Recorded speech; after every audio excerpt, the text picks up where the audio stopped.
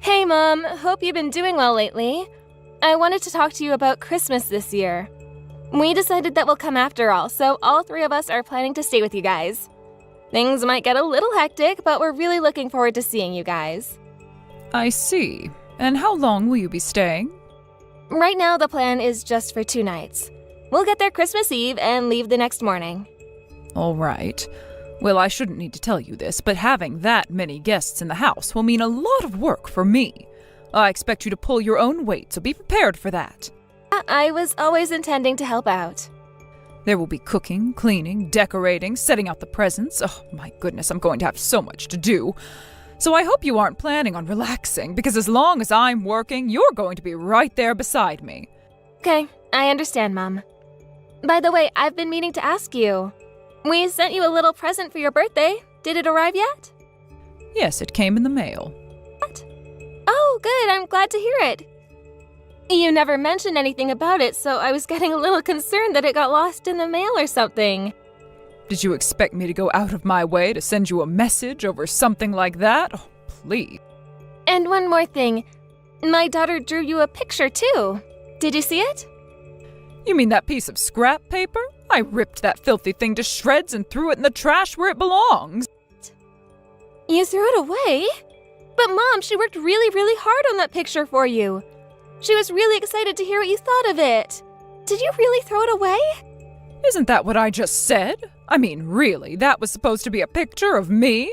It didn't look a thing like me. It looked like some drunkard spilled paint all over the paper and spread it around with his face. Ma, couldn't you consider her feelings just a little bit? She drew that for you. She wanted to make her grandma happy on her birthday. Why would I be happy to receive a piece of garbage in the mail? Really, Mom? Garbage? I feel so sorry for the poor tree that met its end just to be made into the paper that horrific picture was painted on. Next time you think to send me some stupid sentimental trash like that, send me more presents instead. You have no common sense at all. Mom, I am begging you. Can't you please just try and be kinder to her? Can't you just have a normal relationship? Excuse me? It's killing me to see the way you treat her, and I'm sure she feels just as bad. She's been looking forward to seeing you. I don't want to go all the way over there just for you to be cold to her. And why should I be anything but cold to her? I was very clear about my expectations for you, and yet you failed me miserably. Maybe if you had given birth to a boy like I told you, I would feel differently. Oh, for Pete's sake, are you still mad at me for having a daughter instead of a son? Of course I am. What good is a daughter-in-law who gives me a granddaughter when I asked for a grandson? And to think I have to host such a useless daughter-in-law and the granddaughter I never wanted in my house during Christmas. Mom, I promise you I will work my tail off while we're staying with you guys. I will do everything that you ask me to do. I will do all of the work for you if you want. I don't care if you never accept me as your daughter-in-law, so please keep on treating me however you want. But please, please, won't you accept your granddaughter? The only thing that you can possibly do that will ever get me to accept you or that girl is to give me a grandson. That's the bare minimum I expect from you. And if you can't even do the bare minimum required of you, just what good are you anyway?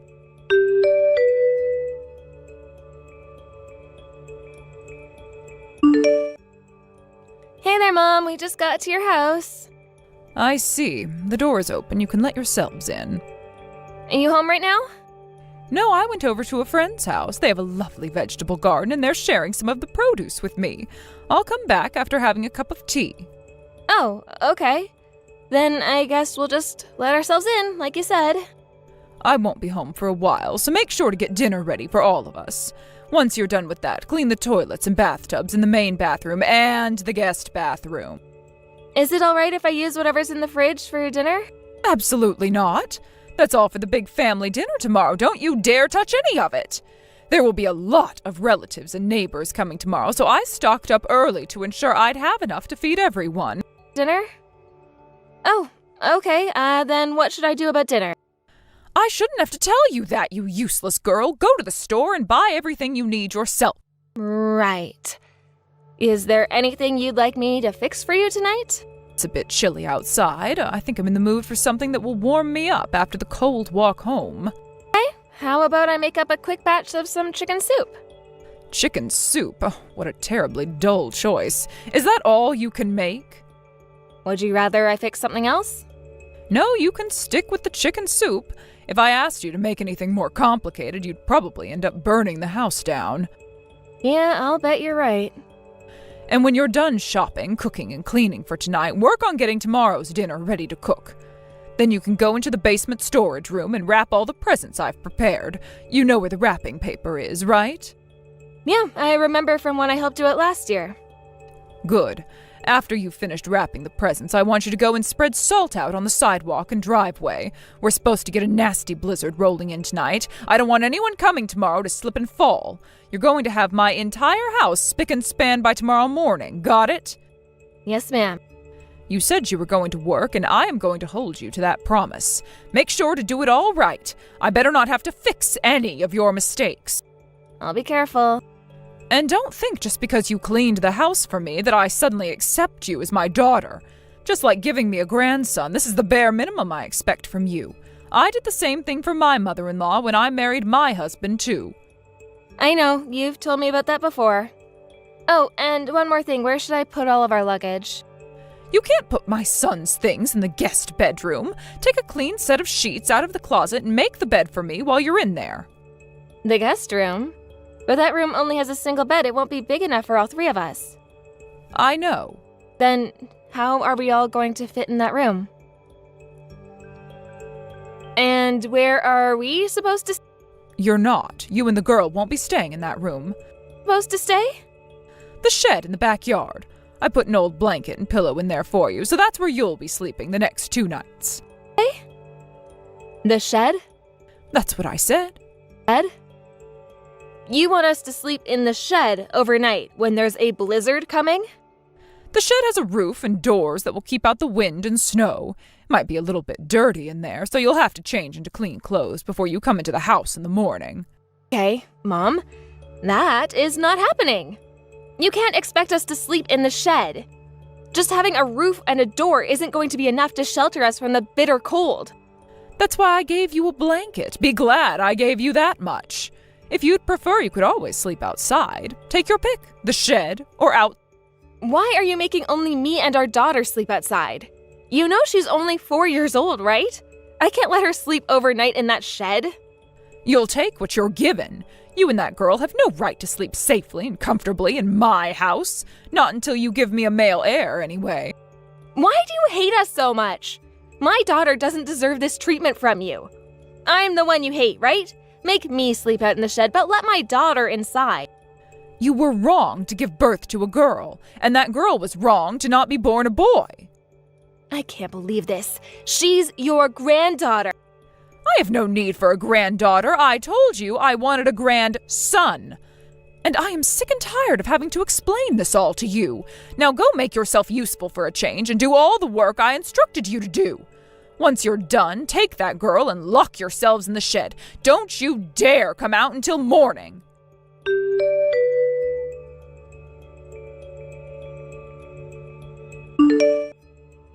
I'm on my way home now. Did you finish getting dinner ready? Oh, as well as the cleaning? I see you're finally coming back. Yeah, Mom, I finished everything I needed to. And now we are having some much-needed rest. Don't worry, we're not in the house. You had better be in the shed like I ordered you. So tell me, are the two of you nice and comfortable in there? It's the perfect place for a couple of useless females like you and that girl. Oh, and do watch out for mice. It seems they've built a nest for themselves in there to get through the winter. Oh, yeah, Mom, it's incredibly comfy here. The room is beautiful, the scenery is terrific, and the open-air spa area is unbelievable. What? Where are you? An open-air spa? We don't have one of those at our house. I told you we weren't at the house, didn't I? We decided to stay the night at a spa resort instead. A spa resort? Where? The one outside of town. It's about a 30-minute drive from your house to here. What on earth do you think you're doing, spending the night over there? What has gotten into that ridiculous head of yours? Get back to our house right this instant. Why would I do that when you won't even let us sleep in a proper room?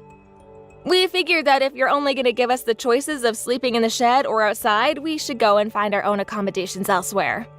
And wow, am I glad we picked this place!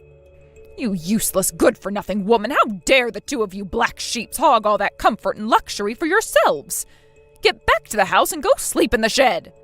It's not just my daughter and I at the hotel, Mom. All three of us are here. Me, my husband, and our daughter. He's there with you? Indeed he is, Mom. As a matter of fact, your son was the one who suggested we leave your house and stay here. He said that he would never let his wife and daughter stay in the same house as someone who treats us like you did. You! This was all your plan from the very beginning, wasn't it? There's no way you could have gotten a room there on a moment's notice like this. It's Christmas Eve. All the resorts in the area are either closed or have been fully booked for months. Actually, the one we're at just so happens to be run by the parents of one of my husband's college classmates. I wasn't hopeful at first, but we called and asked them if there were any rooms available, and what do you know?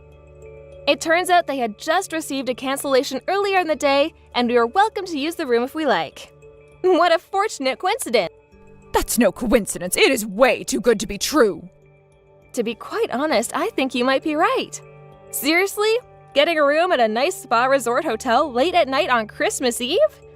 I'm pretty sure my husband's friend had to pull a few strings to get this room for us. I sure picked a great man to marry, huh? He has connections in all sorts of places around here. Why did you drag my son along with you? He could have stayed at the house. He was supposed to stay in the guest room. You really don't get it, Mom? He's finally had enough of you. You were trying to force his wife and daughter to sleep in the filthy, rat-infested shed on a night when a major blizzard was expected. Temperatures are supposed to drop below 0. Once he heard about everything, he got angrier than I have ever seen him get before. He told me, "Pack our things back into the car and we're leaving." And we did. Why would he get that angry at me? He's my son. Surely he understands. He must feel even stronger than I do. You failed to give him a son. I'll bet he regrets marrying a useless woman like yourself. Good. You apparently don't know your son as well as you think you do. He doesn't think like you at all. He loves me and our daughter. He would never, ever abandon us in the cold like that. Such foolishness. I am positive my son wanted a son of his own. That poor boy. I can't even imagine how disappointed he must have felt when that girl came out of you. Like that. The only person in this entire family who feels that way is you, Mom. Don't be ridiculous. I am the matriarch of the family, and I know that everyone's primary concern is the continuation of our family line. My husband has a message for you about that, actually. He says, "This isn't the freaking Middle Ages, Mom." Fine. Sleep wherever you want. I don't care. However, you will be back at my house first thing tomorrow morning, bright and early. You have a lot of work to do. Yeah, about that. We've also decided that we won't be attending the family Christmas dinner tomorrow after all. What? What are you talking about? I hope you understand, Mom. The thing is, we just really don't want to have to see your face right now. We won't be participating in any events held at your house for the foreseeable future.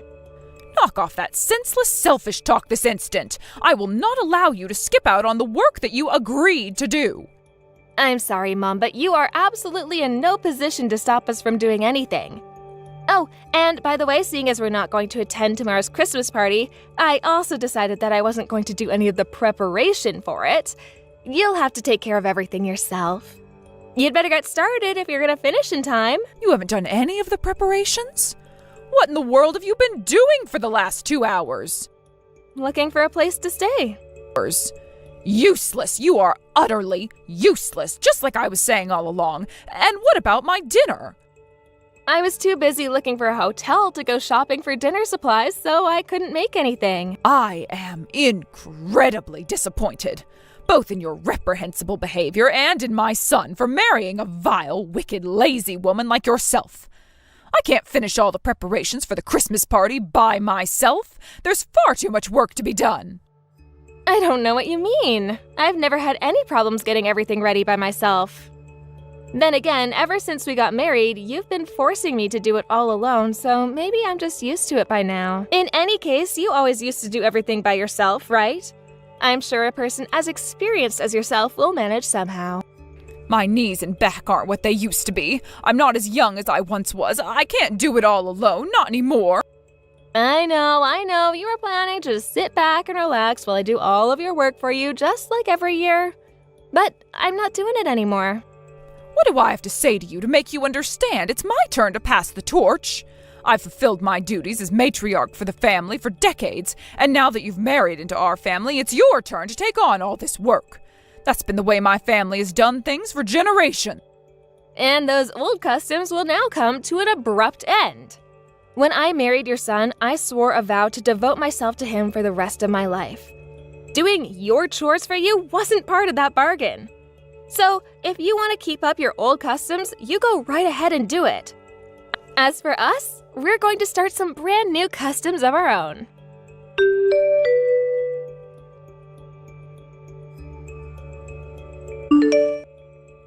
Please, you've got to come back here.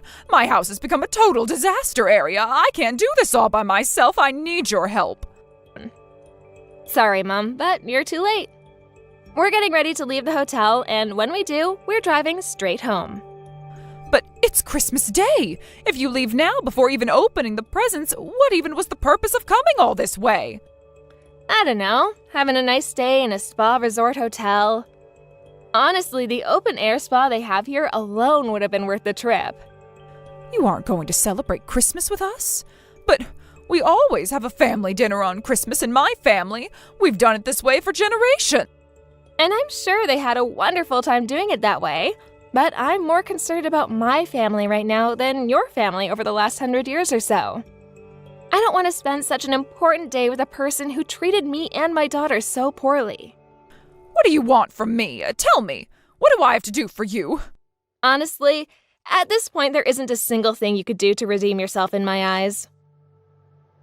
We're never going to come to any Christmas dinners at your house ever again. We've decided to spend Christmas with my parents from now on. Then when will you be coming back to visit? Easter? Not Easter, not July 4th, not even for birthdays. We're never going to see you again. You can't turn your backs on me like this. We are never going to call or write to you, and we won't be sending you any birthday or Christmas presents. And anything you try to send to us will be sent back. We don't want anything from you, not even your money. But I need you. I told you, didn't I? My knees and back are growing worse and worse by the day. I might be able to get around on my own just fine for the present, but eventually I'm going to need someone else around to take care of me. Spit it out, Mom. What are you trying to say? I can be the bigger person here and apologize for any of my past actions you saw as objectionable. Not that I'm admitting guilt. On the contrary, I still maintain my innocence. However, if it's what's necessary to move forward, I will apologize. That's not how apologizing works. Did someone put you up to this? Did one of your relatives tell you to apologize to me and get me to come back? It's not one of them, it's all of them. I can't understand it at all, but everyone is taking your side. I can explain that. My husband sent out a late-night mass email to the family explaining what you had done to me and why we were leaving. Everyone knows that we're not coming to the Christmas party because of how you treated me and our daughter. He wasn't going to wait and let you give your version of the story, which would in no doubt bend the truth to make yourself look more favorable. They're all treating me like I'm the bad guy when I'm not. I need you to come back here so I can clear everything up to them. They're treating you that way for a reason, Mom. You are the bad guy. You tried to make your 4-year-old granddaughter sleep in a rat-infested shed during a blizzard. What's so bad about rats? When I was a girl, I'd see rats running around the house all the time. It never bothered me. And the cold? All we had in our house was a single wood-burning stove to keep us warm. You're just being dramatic. Well, it is very clear to me that this conversation is pointless. I'm done. You don't need to say any more. So are you coming back? I thought that would have been clear by now, but since you apparently haven't gotten the point yet, no. You can't even bring yourself to apologize to me. All you've done is make excuses and rationalize your behavior by invoking your family's tradition. You've got to understand things from my point of view. I have a big responsibility as the family matriarch. Perhaps I was a bit overzealous, but you can overlook that, can't you? I've overlooked far too much from you already. I was trying to be more accepting of your old-fashioned ways, but now I realize the truth. What truth? That you are really not concerned about your family traditions at all. All you want to do is abuse your power as a family matriarch. I talked to your husband and his siblings before he died. They told me that their mother was perfectly kind and respectful to you. That's ridiculous. She was just the same to me as I'm being to you. She taught you to cook, to clean, to plan family events, everything. She took you under her wing as if you were her own. And as far as prioritizing having male descendants, your husband's older brother had a girl for the family's first grandchild. And your mother-in-law was absolutely crazy about her. So we're done dealing with whatever psycho power trip you've been on since taking over the role of matriarch. We don't have to put up with you, and we won't. My parents have been inviting us for Christmas dinners at their house for years now, and we're finally going to take them up on their offer. Goodbye, Mom. Wait! Okay, I see where you're coming from, but let's take a moment and calm down before making any hasty decisions, okay? I know that if you cut me off like this and something happens to me, you're going to regret it forever. The only person around here with anything to regret is you. You called me a useless daughter-in-law because I didn't give you a grandson for our first child. Well, I say you're a useless mother-in-law for treating your own granddaughter so cruelly. Now I suggest you go make yourself useful and get to work. If you don't serve your guests dinner soon, they'll probably start leaving.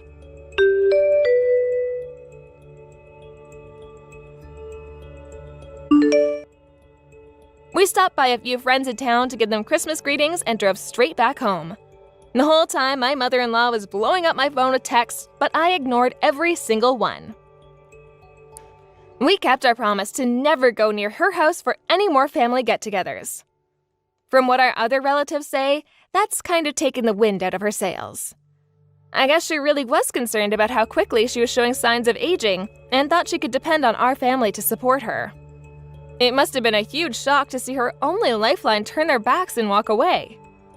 But my husband is insistent that we not change our minds about cutting her out of our lives. His words were, "She brought all of this on herself. She doesn't deserve our pity." As for my daughter, she's loving the time we're spending with my parents, and my parents feel the same way about her. I do feel bad for my mother-in-law, but my husband is exactly right.